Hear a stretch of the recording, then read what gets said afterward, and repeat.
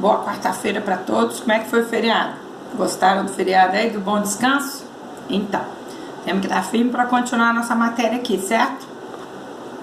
Olha só, na sexta-feira, quando a gente teve a nossa última aula, nós lemos sobre a progressão textual, né? Que era sobre o artigo de opinião, dentro do artigo de opinião. Espero que vocês tenham entendido o que significa uma progressão textual, de como a forma, como o texto é escrito, de que maneira que ele é escrito, quais palavras coesivas, conectivas que são usadas para dar continuidade nas ideias do texto e assim por diante. Então, hoje eu tinha pedido para vocês lerem o texto O Poder da Mídia, na página 154, e dar continuidade no exercício na página 155. Então, nós vamos fazer isso. Nessa nossa primeira aula de hoje, nós vamos ler o texto e vamos fazer o nosso quadro aqui, tá? Então, hoje a gente vai ler a página 154, Poder de Mídia, para depois a gente fazer o nosso texto. Vamos lá? As informações dos meios de comunicação da mídia impressa e eletrônica quase sempre contam com a confiança da maioria da opinião pública. Olha bem, isso é uma coisa muito séria, tá? A imprensa eletrônica, a mídia, né? Tudo que a gente está vendo acontecer nos dias de hoje, ela geralmente gera confiança na nossa opinião pública, mas a gente não tem visto que é bem assim, que ultimamente a desconfiança também tem sido gerada através das notícias que a gente muitas vezes não sabe se são verdadeiras, se não são, a gente às vezes fica em dúvida sobre a credibilidade daquilo tudo, tá? Então vamos continuar o texto.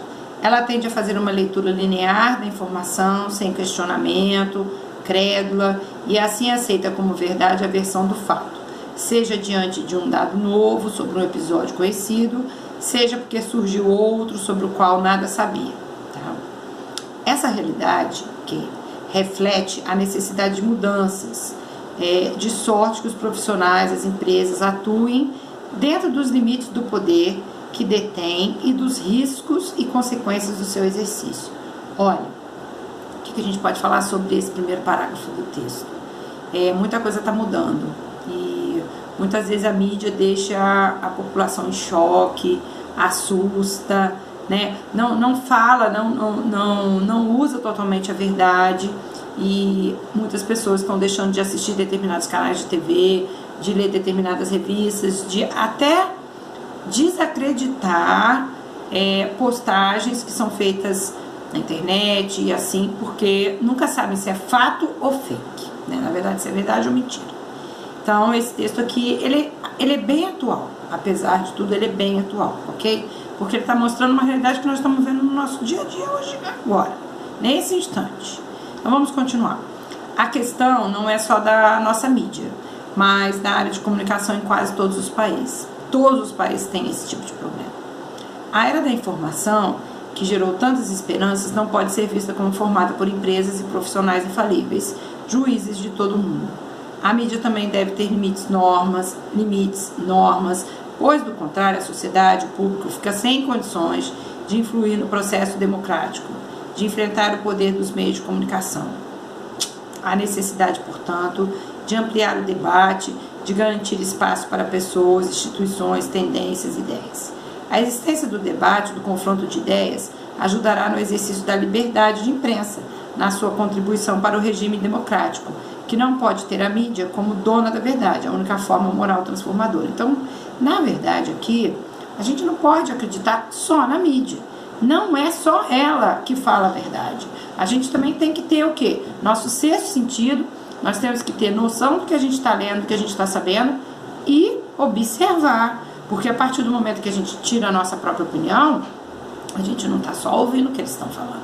A gente tem que formar uma opinião de tudo aquilo que a gente viu e ouviu, tá? E ela tem que ter limite, tem que ter norma, porque senão vira uma bagunça tudo isso, né? E a gente não vai saber, poxa, mas em quem realmente que eu vou acreditar? Será que isso é verdade? Será que isso é mentira? Tal tendência, tá? Que é perigosa para o conjunto de uma nação, de um Estado, na medida em que a mídia atua como porta-voz da sociedade. Olha bem isso. que em sua maioria é receptora de informação, de debates com pessoas com os mesmos pontos de vista, ou seja, uma negável censura à difusão das ideias.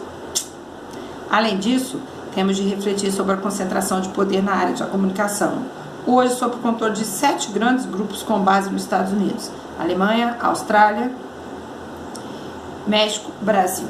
Tais grupos influem nos governos, detêm controle de grandes corporações, que dispõem de meios e modelos para influir nas ideias, nos destinos de pessoas e nações. Será que eles realmente podem ter esse poder e excluir todos os outros meios de informação?